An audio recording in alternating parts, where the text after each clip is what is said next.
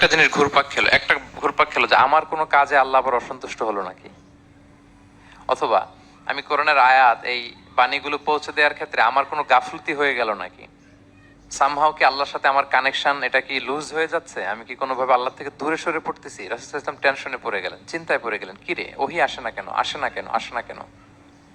এটা ছিল একটা দিক। আরেকটা দিক হচ্ছে আল্লাহর হাবিব সাল্লাল্লাহু আলাইহি ওয়াসাল্লামের কাছে কোরআনের আয়াত যাই নাজিল হতো উনি যে লোকদের কাছে প্রচার করে দিতেন। এখন নাজিল হয়েছে এখনই যে প্রচার শুরু, রাতে নাজিল হয়েছে রাতেই প্রচার শুরু, দিনে নাজিল হয়েছে দিনেই প্রচার শুরু, যখন নাজিল তখন প্রচার। কারণ আল্লাহ তাআলা বলেছেন ইয়া আইয়ুহার রাসূলু বাল্লিগ মা উনজিলা ইলাইক মির রাব্বিক, আপনার রবের পক্ষ থেকে যা নাজিল হয়েছে প্রচার করেন। তো এই যে মাঝখান দিয়ে কয়েক মাস যার কোনো প্রচার টচার করে না, মুশরিকরা টিটকারি মারতে শুরু করলো, বলে কি মুহাম্মদ তোমার আল্লাহ তোমার ভুলে গেছে বোধহয়, তোমার আল্লাহ বোধহয় তোমাকে আর পছন্দ করে না। আগে তো প্রতিদিন কিছু না কিছু শোনাতা যে এইটা নাজিল হয়েছে, ওইটা আসছে, এই বিধান ওই বিধান, এখন তো কোনো খোঁজ খবর নাই। ঘটনা কি? আল্লাহর হাবিব সাল্লাল্লাহু আলাইহি ওয়াসাল্লামের চাচি উম্মে জামিল, আবুল হাবির স্ত্রী, সে আরো খারাপ কথা বললো। সে বলল ইন্না শাইতানাকা কদ তারাকাক, তোমার কাছে যে একটা শয়তান আসতো এখন বোধহয় আর আসে না মুহাম্মদ, নাউযুবিল্লাহি মিন যালিক। এটা দিয়ে জিবরিল আলাইহিস সালামকে বুঝিয়েছেন। জিবরিল এসে কি কি যেন বলে, কই এখন তো কিছু বলো না। তো রাসূল বলবে কি করে, কারণ তিনি তো মন গড়া কিছু বলতেন না। আল্লাহর হাবিব সাল্লাল্লাহু আলাইহি ওয়াসাল্লাম মনে যা ইচ্ছা হয় মন গড়া কখনো কিছু বলেছেন? আওয়াজ করে বলেন, মন গড়া বলতেন তিনি? ওমা ইয়ান্তিকু আনিল হাওয়া ইন হুয়া ইল্লা ওয়াহয়ু ইউহা, আল্লাহর ওহী আসলে সেটা শোনাতেন। তো ওহীও আসে না, উনি শোনাতেও পারে না, ওহীও নাই, উনি শোনাতেও পারে না। এই যে একটা কষ্টকর মুহূর্ত রাসূল সাল্লাল্লাহু আলাইহি ওয়াসাল্লামের, কিরে মাসের পর মাস চলে গেল ওহী আসতেছে না কেন, আমার কি কোনো ভুল হচ্ছে নাকি, আল্লাহকে আমাকে অপছন্দ করলেন? রাসূল সাল্লাল্লাহু আলাইহি ওয়াসাল্লাম যখন এরকম দুশ্চিন্তিত, পেরেশান, অ্যাংজাইটিতে পড়ে গেলেন, ভারাক্রান্ত, ঠিক তখন রাসূল সাল্লাল্লাহু আলাইহি ওয়াসাল্লামকে সান্ত্বনা দেওয়ার জন্য এই সূরাটা আল্লাহ নাজিল করেছেন। সান্ত্বনা দেওয়ার জন্য এই সূরাটা বেশ আশা জাগানিয়া সূরা, মোটিভেশনাল সূরা, ইন্সপিরেশনাল সূরা। আপনার মন খারাপ হলে আপনি এই সূরাটা পড়বেন, এই সূরাটা, এবং এটার পরে আরেকটা সূরা আছে সূরাতু আলাম নাশরাহ, আপনার মন ভালো হয়ে যাবে। এটাকে দি অ্যান্টি ডিপ্রেসেন্ট সূরা বলে, মানে ডিপ্রেশন কাটায় ফেলে। আমাদের এরকম অনেক সময় হয় না যে হতাশ, দেয়ালে পিঠ ঠেকে গেছে, কোনো বের হওয়ার রাস্তা নাই, কই যাব, কোথাও সফলতা নাই, সবাই আমাকে ভুল বুঝতেছে, এরকম মাঝে মাঝে হয় না? আমাদের সবার লাইফে আপস এন্ড ডাউনস আছে। আপনি যখন ভারাক্রান্ত হবেন, কষ্টে থাকবেন, এই সূরাটা পড়বেন, দেখবেন যে আপনার ডিপ্রেশন দূর হয়ে গেছে। তো আল্লাহর হাবিব সাল্লাল্লাহু আলাইহি ওয়াসাল্লাম যখন এরকম ভারাক্রান্ত ছিলেন, চিন্তিত ছিলেন, তখন আল্লাহর হাবিব সাল্লাল্লাহু আলাইহি সাল্লামকে চিন্তামুক্ত করবার জন্য আল্লাহ তাআলা এই চমৎকার সূরাটি নাজিল করেছেন। আল্লাহ নাজিল করলেন আউযু বিল্লাহি মিনাশ শাইতানির রাজিম বিসমিল্লাহির রহমানির রহিম ওয়াদ-দুহা ওয়াল লাইলি ইযা সাজা মা ওয়াদ্দাআকা রাব্বুকা ওয়া মা ক্বালা ওয়ালাল আখিরাতু খায়রুল লাকা মিনাল উলা ওয়ালা সাওফা ইউতিকা রাব্বুকা ফাতারদা। আল্লাহ তাআলা বললেন ওয়াদ-দুহা, আলোর শপথ। আমি একবার সরল বঙ্গানুবাদ করি, তারপরে আমি তাফসিরে ঢুকছি। ওয়াদ-দুহা, আলোর শপথ। ওয়াল লাইলি ইযা সাজা, রাতের শপথ, যখন রাত নিঝুম নিস্তব্ধ হয়। মা ওয়াদ্দাআকা রাব্বুকা ওয়া মা ক্বালা, নবী হে, আপনার রব আপনার উপর অসন্তুষ্টও হয় নাই, আপনাকে ছেড়েও যায় নাই, আপনার রব আপনার সাথেই আছে। আলহামদুলিল্লাহ। ফিল করবেন যে আল্লাহ আমার সাথে আছে, সবসময় এটা ফিল করতে হবে যে আল্লাহ তাআলা আমার সাথে আছেন, তিনি আমাকে ভুলে যান নাই, ছেড়ে যান নাই। আরে তার রহমত ছাড়া তো একটা শ্বাস নেওয়া তো আমার সম্ভব না, ঠিক কিনা বলেন? আল্লাহর রহমত ছাড়া একটি সেকেন্ড এই পৃথিবীতে সার্ভাইভ করা কি আমাদের পক্ষে সম্ভব না? ওয়ালাল আখিরাতু খায়রুল লাকা মিনাল উলা, নবী হে, আপনার পরবর্তী সময় পূর্ববর্তী সময়ের চেয়ে অনেক ভালো হবে ইনশাআল্লাহ। মানে good days are coming in your life, ভালো সময় আসতেছে। ওয়ালা সাওফা ইউতিকা রাব্বুকা ফাতারদা, আর আপনার রব আপনাকে এত দিবেন আপনি খুশি হয়ে যাবেন। আপনার রব আপনাকে এত দিবেন আপনি নিয়ে কুলাতে পারবেন না। আলাম ইয়াজিদিকা ইয়াতীমান ফাআওয়া, নবী আপনি কি ইয়াতীম ছিলেন না, তিনি কি আপনাকে আশ্রয় দেননি? ওয়া ওয়াজাদাকা দাল্লান ফাহাদা, আপনি পথ খুঁজতেছিলেন, আল্লাহ আপনাকে পথ দেখিয়েছেন। ওয়া ওয়াজাদাকা আইলান ফাআগনা, আপনি নিঃস্ব রিক্ত হস্ত ছিলেন, আল্লাহ তাআলা আপনাকে ধনী বানিয়েছেন।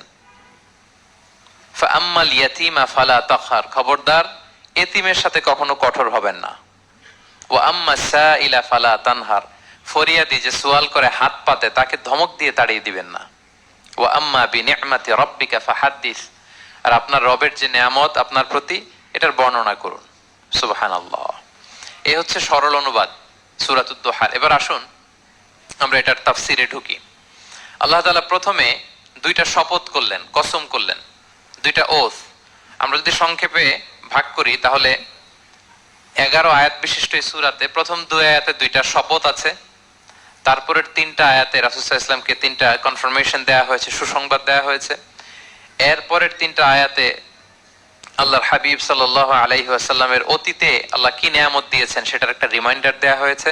আর সবশেষে 3টা ওয়ার্ক প্ল্যান দেওয়া হয়েছে, কর্মসূচি, সেগমেন্ট। আপনি এক নজরে কোরআন এগুলো পাবেন, এরকম সেগমেন্ট আকারে আমরা ভাগ করেছি। আই রিপিট, আমি আবারও বলছি, সূরা দোহার 11 আয়াত বিশিষ্ট এই সূরার প্রথম 2 আয়াতে 2টি শপথ, তারপরের 3 আয়াতে 3টি সুসংবাদ, তারপরের 3 আয়াতে অতীতে যে রাসূলকে নিয়ামত দেওয়া হয়েছিল সেটা স্মরণ করিয়ে দেওয়া, আর শেষ 3 আয়াতে 3টা ওয়ার্ক প্ল্যান, কর্মসূচি, রাসূল সাল্লাল্লাহু আলাইহি ওয়াসাল্লাম কি করবেন। ক্লিয়ার হয়ে গেছে না সূরাটা? আসুন এবার তাফসিরে ঢুকি। আল্লাহ তাআলা বললেন ওয়াদ-দোহা, নবী আলোর শপথ। আলো, দোহা মানে আলো। আমার সাথে আওয়াজ করে বলুন, দোহা মানে কি? আলো, সকালের আলো, প্রভাতের সূর্য কিরণ। দিনের প্রথম অংশে একটা সানশাইন থাকে না, খুব চমৎকার লাগে 9টা 10টার দিকে, হ্যাঁ, সানশাইন। এই সকালের সানশাইনটাকে আরবিতে বলে দোহা। এজন্য এই সময় আল্লাহর হাবিব সাল্লাল্লাহু আলাইহি ওয়াসাল্লাম নামাজ পড়তেন, এটাকে বলে সলাতুদ দোহা, মানে দোহার নামাজ। এটাকে বলে সলাতুদ দোহা, দোহার নামাজ। তো দেখেন রাসূল সাল্লাল্লাহু আলাইহি ওয়াসাল্লামের মন ভালো করবার জন্য প্রথমে আল্লাহর ওয়ার্ডিংটা দেখেন, আল্লাহ তাআলা কেমন চমৎকার শব্দ চয়েস করেন। প্রথমে আল্লাহ বললেন আলো। আলো বললে তো মনটা ভালো হয়ে যায়, কি বলেন? এই আলো মানে আশার আলো, সম্ভাবনার আলো, প্রশান্তির আলো। ওয়াদ-দোহা, আলোর শপথ। মানে নবী আপনি হতাশ হবেন না, হাল ছাড়বেন না, ভরসা রাখুন। আপনি ঘর থেকে বের হন, দেখুন কি চমৎকার আলো। It's a beautiful day out there. যান, হোয়াট এ নাইস সানশাইন, কি চমৎকার উজ্জ্বল প্রভাতের সূর্য কিরণ। এত চমৎকার জলজলে সানশাইনিং এনভায়রনমেন্ট, আপনার মন খারাপ হয় কি করে? ওয়াদ-দোহা, দোহার শপথ মানে প্রভাতের সূর্য কিরণের শপথ। আবার বললেন ওয়াল-লাইলি ইযা সাজা, রাতের শপথ, যখন সে রাত নিঝুম হয়, গভীর হয়, নিস্তব্ধ হয়। 2টা শপথ, আলোর শপথ আর রাতের অন্ধকারের শপথ। আলোর শপথ বলে বেসিক্যালি আল্লাহ তাআলা ওহীর আগমনকে বুঝিয়েছেন, আর রাতের শপথ বলে আল্লাহ তাআলা বেসিক্যালি ওহীর অনুপস্থিতিকে বুঝিয়েছেন। মানে রাত দিন দুইটাই যেমনি লাগে, আল্লাহ তাআলা বোঝাতে চাইলেন নবী আপনি টেনশন করবেন না, আমি উইথ ইউ, আমি আপনার সাথে আছি। ওহী আসা না আসা দুইটাই গুরুত্বপূর্ণ। রেগুলার যদি ওহী আসে, এটা রিসিভ করতে আপনার কষ্ট হয়ে যাবে। আল্লাহর পক্ষ থেকে আসমানি কিতাবের যে ওহী, এটা সাধারণ কোনো কথা না। ইন্না সানুলকি আলাইকা কাওলান সাকিলা, এটা খুব ভারী, হেভি ওয়েট। এটা পাহাড়ে নাজিল করলে, লাউ আনসালনা হাযাল কুরআনা আলা জাবাল লারাআইতাহু খাশিআম মুতাসাদ্দিআম মিন খাশিয়াতিল্লাহ, এটা মাউন্ট এভারেস্টের উপর নাজিল করলে পাহাড় ভেঙে খান খান হয়ে যেত। শীতের রাতে কোরআন নাজিল হলে রাসূল সাল্লাল্লাহু আলাইহি ওয়াসাল্লাম ঘেমে একাকার হয়ে যেতেন, কপাল বেয়ে টপ টপ করে ঘাম পড়তে ওহী রিসিভ করতে যেয়ে। তিনি ওটের উপরে করে মরুভূমিতে চড়ছেন, ওহী নাজিল হলে ওটের বুক মাটিতে মিশে যেত। এক সাহাবার মাথায়, পায়ের মধ্যে মাথা রেখে রাসূল সাল্লাল্লাহু আলাইহি ওয়াসাল্লাম শুয়েছিলেন, তখন ওহী নাজিল হলো। সাহাবা বলছেন ওহীর ভারে মনে হচ্ছে যে আমার পায়ের হাড্ডিটাই ফেটে যাবে। তার মানে এটা খুব ভারী বাণী, খুবই ভারী, এটা সাধারণ কোনো কালাম না। তো এই যে রাসূল সাল্লাল্লাহু আলাইহি ওয়াসাল্লামের কাছে যে ওহী নাজিল হচ্ছিল, এটা যদি রেগুলার নাজিল হয়, এটা রিসিভ করা রাসূল সাল্লাল্লাহু আলাইহি ওয়াসাল্লামের জন্য সহজ হবে না, কঠিন হয়ে যাবে। রেগুলার ওহী নাজিল হলে এটার যে পাওয়ার, প্রেসার, রাসূল সাল্লাল্লাহু আলাইহি ওয়াসাল্লামের স্নায়ু এটা বরদাস্ত করতে পারবে না। তো আল্লাহ বোঝাতে চাইলেন নবী আমি, কাফেররা যে বলে আপনাকে আমি ভুলে গেছি, কখনো না, নেভার এভার। বরং আপনার যাতে একটু রেস্ট হয়, আরাম হয়, আপনাকে একটু কমফোর্ট দেওয়ার জন্য আমি সাময়িকভাবে ইচ্ছে করে ওহীটা বন্ধ রেখেছি। সুবহানাল্লাহ পড়বেন না? আপনার যাতে একটু কমফোর্ট হয়, আপনার যেন একটু আরাম হয়, ওহী রিসিভ করে করে যেন আপনি অভ্যস্ত হতে পারেন, এজন্য আমি ইচ্ছা করে আপনাকে একটু আরাম দেওয়ার জন্য ওহী বন্ধ রেখেছি।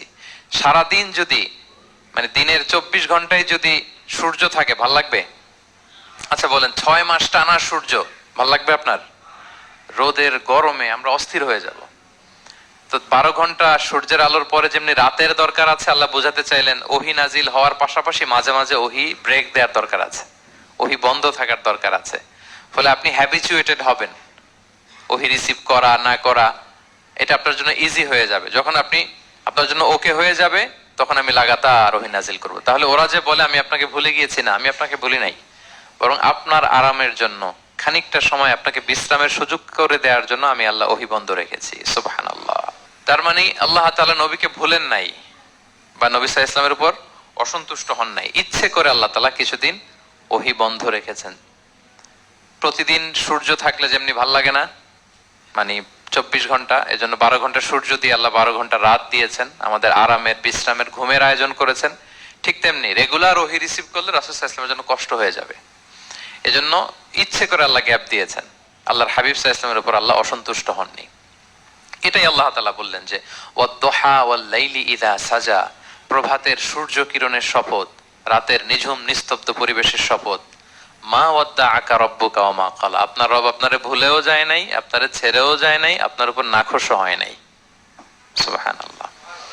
আপনার রব আপনার সাথেই আছে, এটা সবসময় ফিল করবেন যে আমার রব আমার সাথে আছে। এটা ফিল করলে আপনার মধ্যে যে সাহস আসবে আপনি কল্পনাই করতে পারবেন না যে এত এনার্জি আপনার ভিতরে আসলো কি করে। আপনারা খেয়াল করেছেন বছর খানিক আগে ভারতবর্ষের আমাদের এক বোনের সামনে কিছু সন্ত্রাসী, ওরা জয় শ্রীরাম জয় শ্রীরাম বলতেছিল, মনে আছে? কিন্তু আমার ওই বোন মুস্কান কি বলছিল বলেন তো?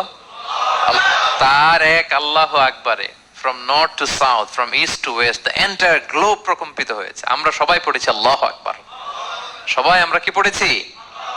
আল্লাহু আকবার। কারণ সে ফিল করেছে যে আল্লাহ আমার সাথে আছে। মনকে তুমি বুঝিয়ে বলো আল্লাহ আছেন আমার সাথে, এটা ফিল করতে হবে।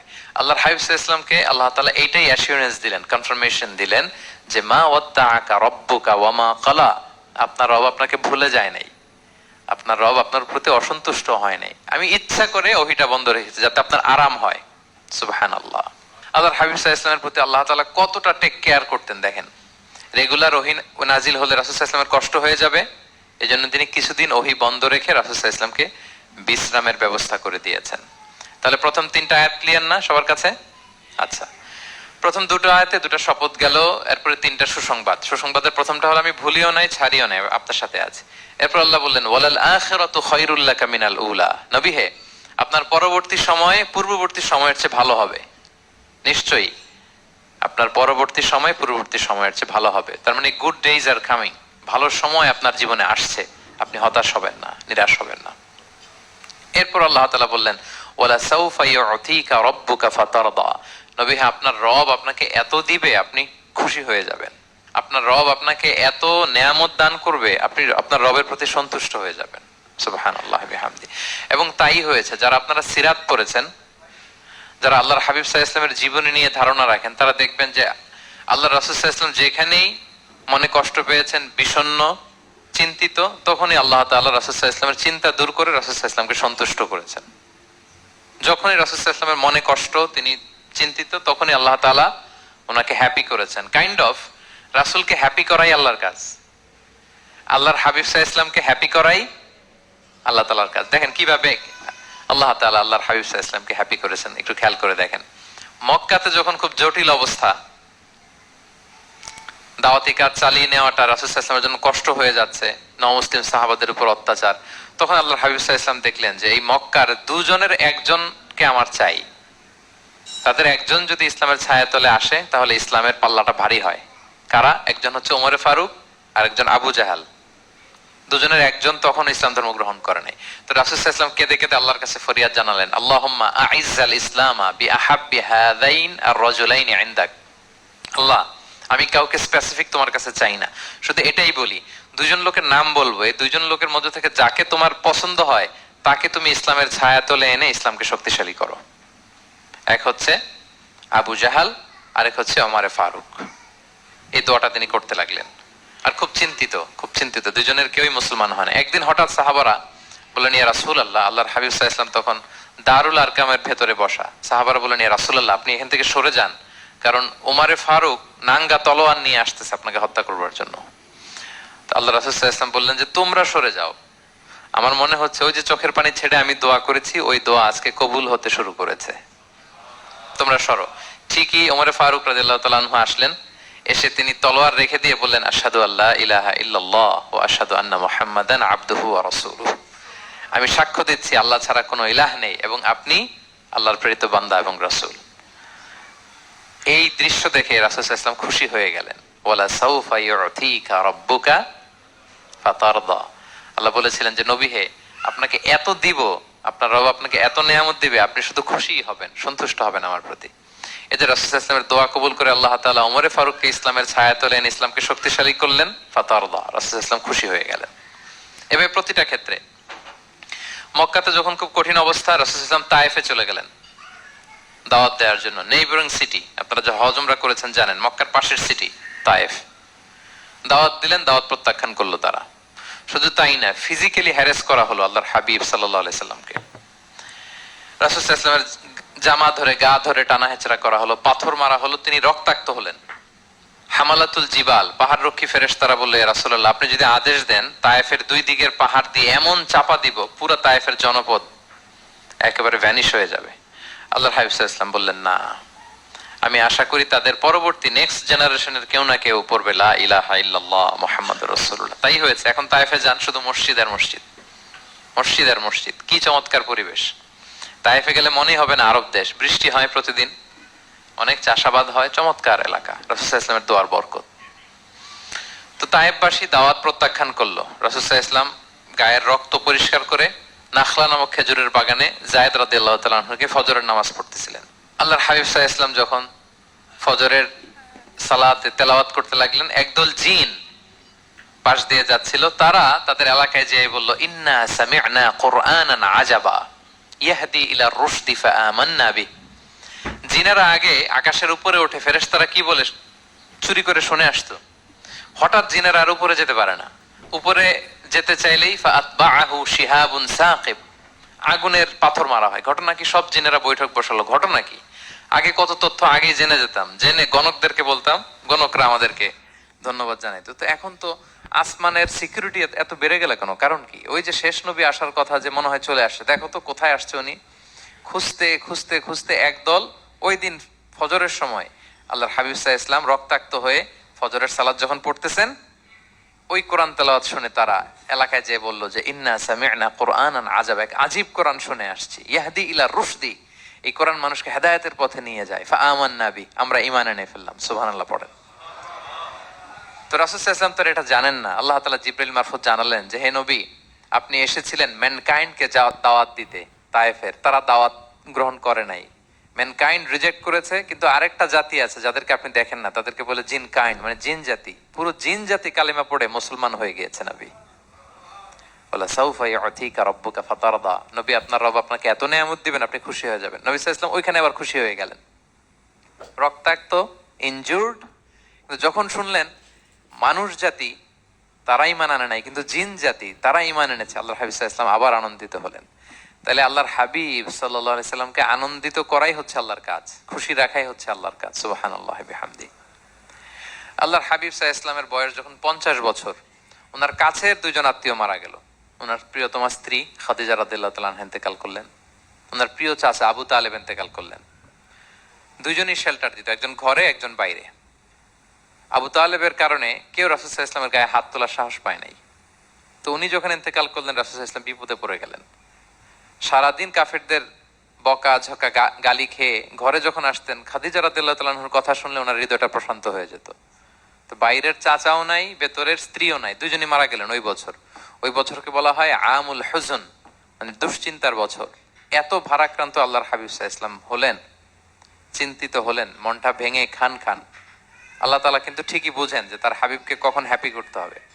আল্লাহ তাআলা তখন সাইয়েদনা জিবরাইল আলাইহিস সালামকে পাঠালেন যে, যাও, আমার বন্ধুকে আর পৃথিবীতে থাকার দরকার নাই, আমার বন্ধুকে ঊর্ধ্ব জগতের নৈশ ভ্রমণের ইনভাইটেশন দিয়ে আসো, মানে মেরাজের ইনভাইটেশন দিয়ে আসো। পড়েন সুবহানাল্লাহ।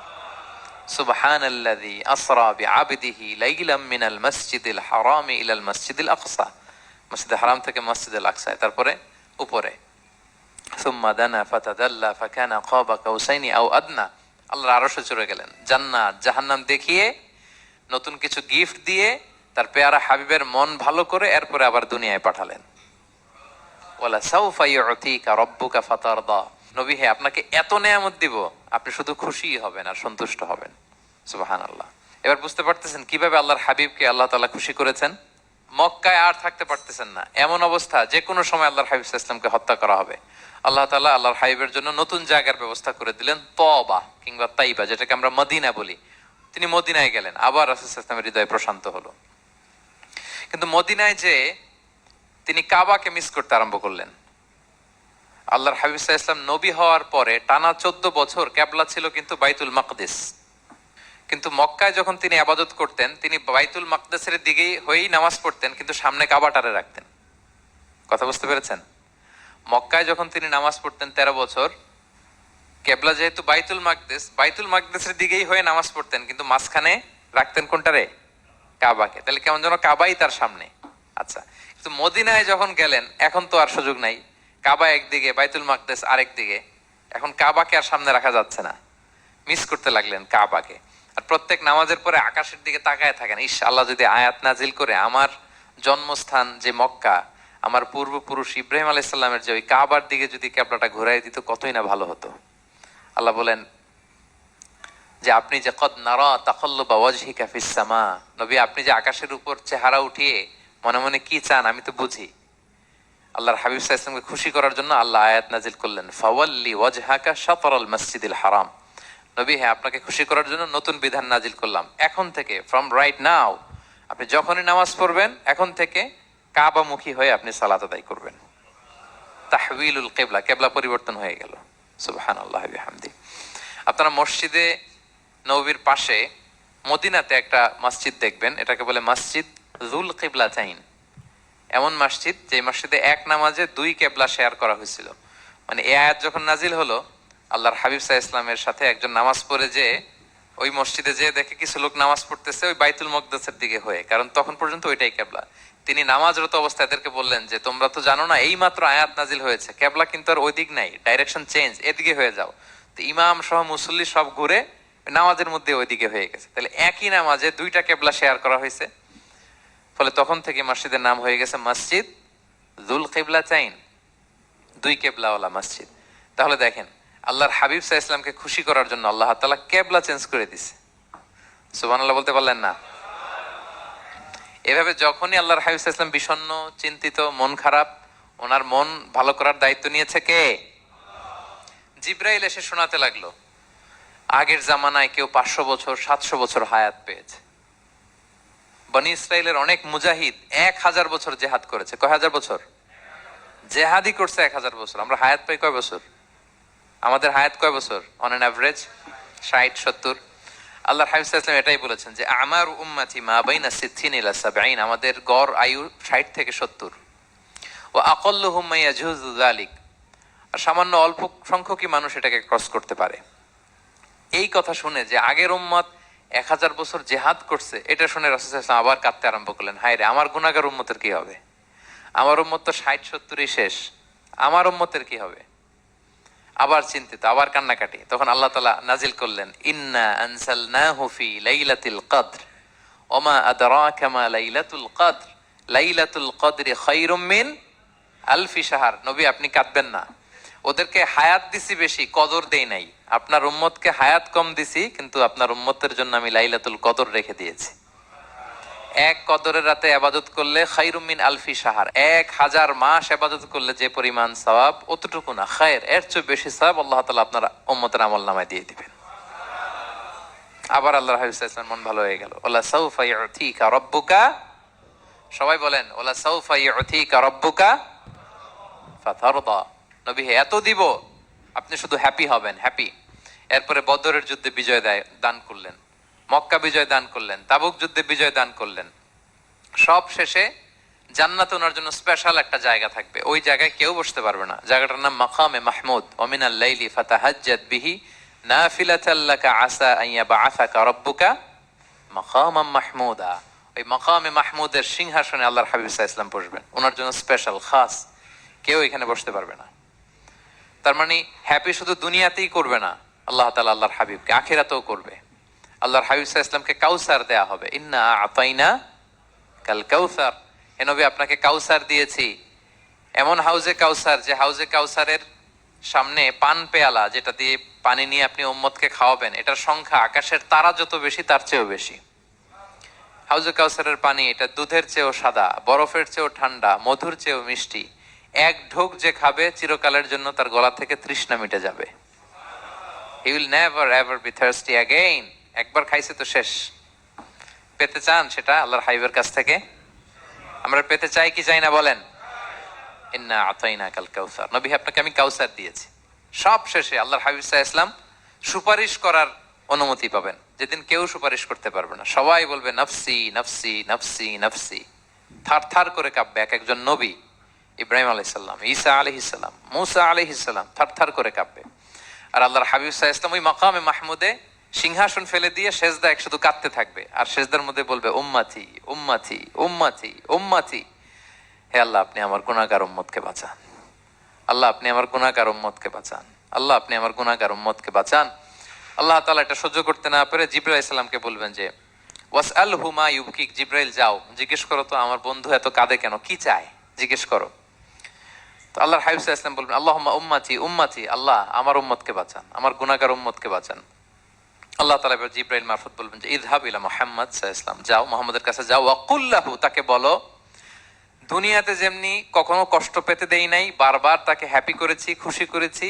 ওয়া ইন্না সানুরদিকা ফি উম্মাতিকা ওয়ালা নাসুউক, আজকের এই কঠিন দিনেও আমার হাবিবকে আমি কষ্ট দিব না, তার উম্মতের ব্যাপারেও তাকে আমি খুশি করে দেব। তার গুনাহগার উম্মতের ব্যাপারেও আজকে মুহাম্মদ সাল্লাল্লাহু আলাইহি ওয়াসাল্লামকে আমি খুশি করে দেব। আল্লাহর হাবিব সাল্লাল্লাহু আলাইহি ওয়াসাল্লাম তখন সুপারিশ শুরু করবেন। আল্লাহু আকবার, আল্লাহু আকবার। ওয়ালা সাউফা ইউতিকা রাব্বুকা ফাতারদা, নবী হে আপনাকে এত নেয়ামত দিব আপনি নিয়ে কুলাতে পারবেন না। সব শেষে এই গুনাহগার উম্মতকে সুপারিশ করে জাহান্নাম থেকে নাম কাটিয়ে সবাইকে নিয়ে তিনি একটা ফ্ল্যাগ হাতে নিয়ে তিনি জান্নাতের দিকে ছুটবেন। ওই ফ্ল্যাগের মধ্যে লেখা থাকবে আলহামদু। কি লেখা থাকবে?